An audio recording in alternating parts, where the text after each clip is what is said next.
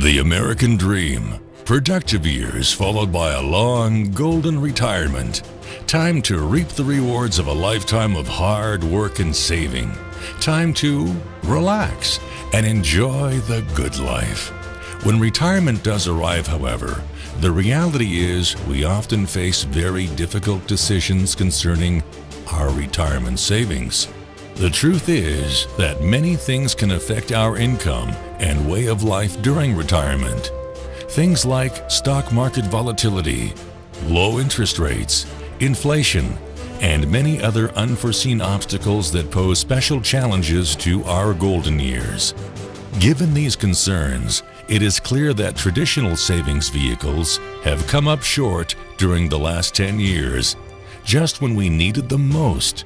Clearly, a new strategy is needed to help us through our retirement years. Meet Uncle Sam. He has a lot of bills to pay, almost $4.2 trillion worth every year.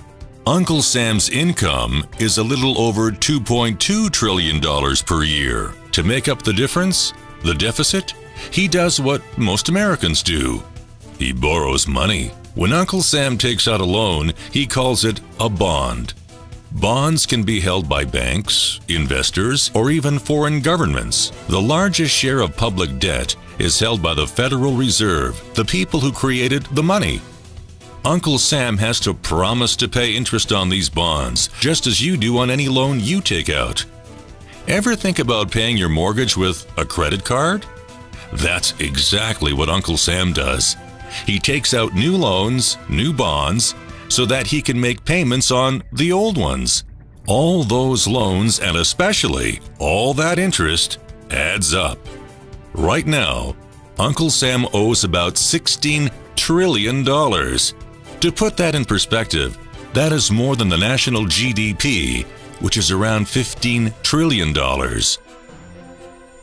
The GDP, or the gross domestic product, is total value of all goods and services produced by the entire American economy in an entire year.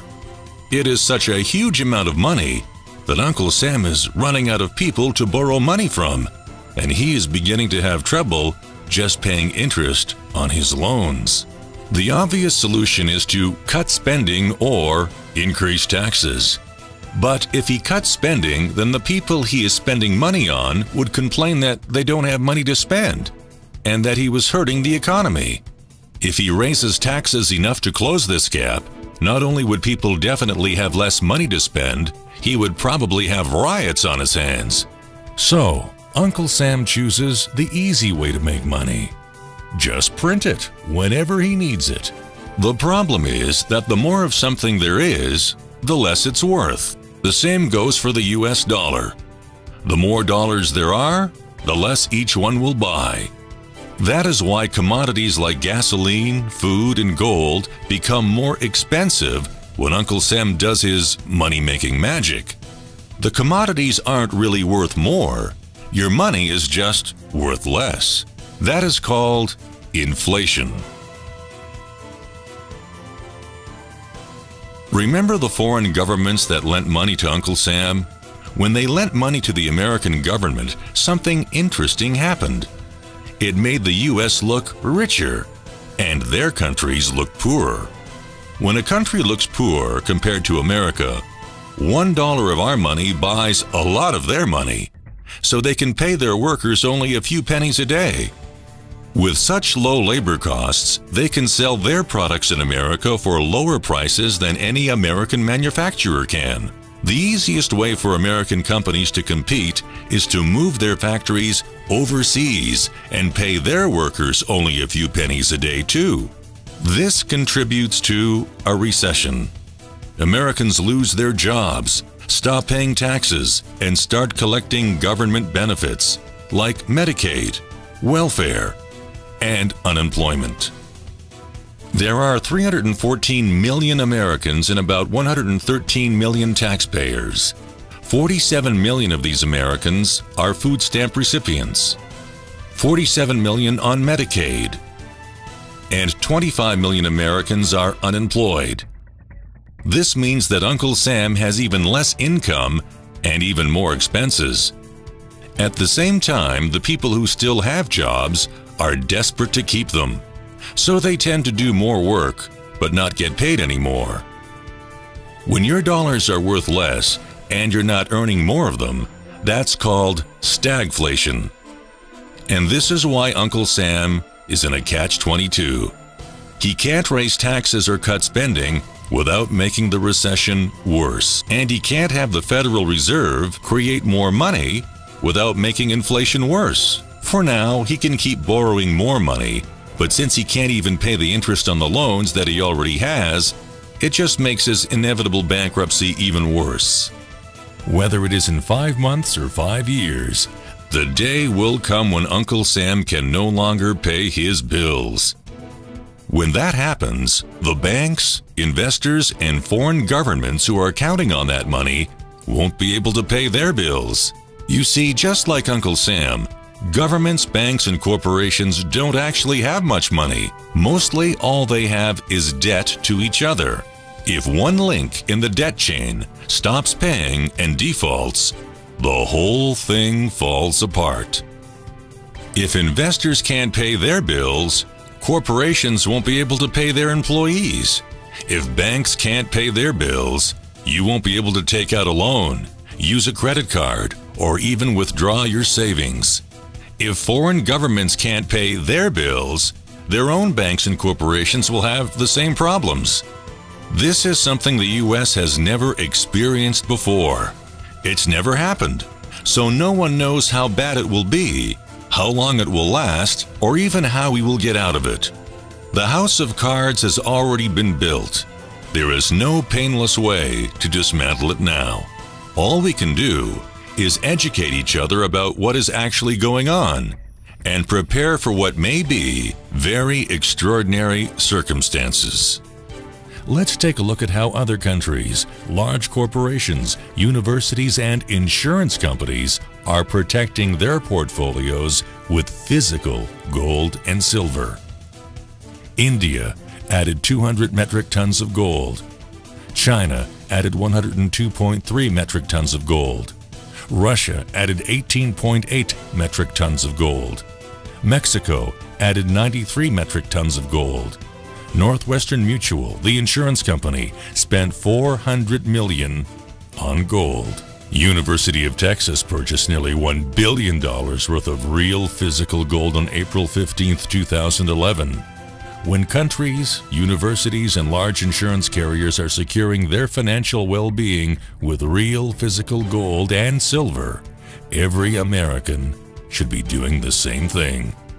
For each and every American, financial decisions in the past 10 years have been extremely difficult. The next two scenarios provide the results of choices made by people just like you. One of them has prepared, like many Americans, using the stock market. The other one utilized gold and silver to hedge inflation and dollar devaluation. John is a 60-year-old retiree that is concerned about his retirement. Before retirement, he had $500,000 in his 401k. He has lost money in the past in the stock market. His $500,000 is now worth only $410,000 due to market loss. Additionally, John's purchasing power has been eroded through inflation and dollar devaluation. When the U.S. government printed $3 trillion in the last 2 years, John's actual purchasing power of his retirement was devalued to only $328,000. When John retired in January 2009, a gallon of gas cost $1.89.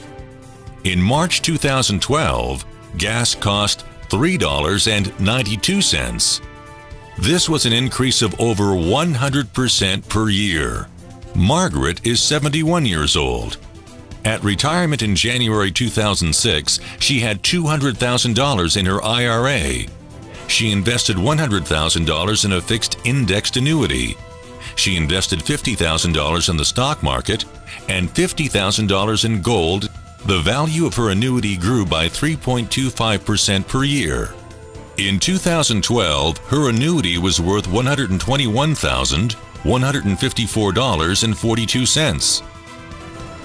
Margaret lost money in the stock market, and after 6 years, she is left with only $49,705. Margaret's $50,000 purchase of gold grew to $151,525 by January of 2012. Stock market provided negative returns. Her annuity increased $21,154. Her gold increased $101,705.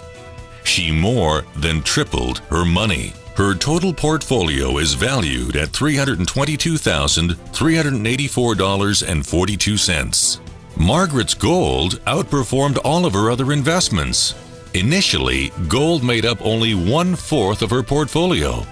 In only 6 years, her money invested in gold tripled and now makes up nearly half of her portfolio. A problem is a question to be considered, solved, or answered. Problems have solutions.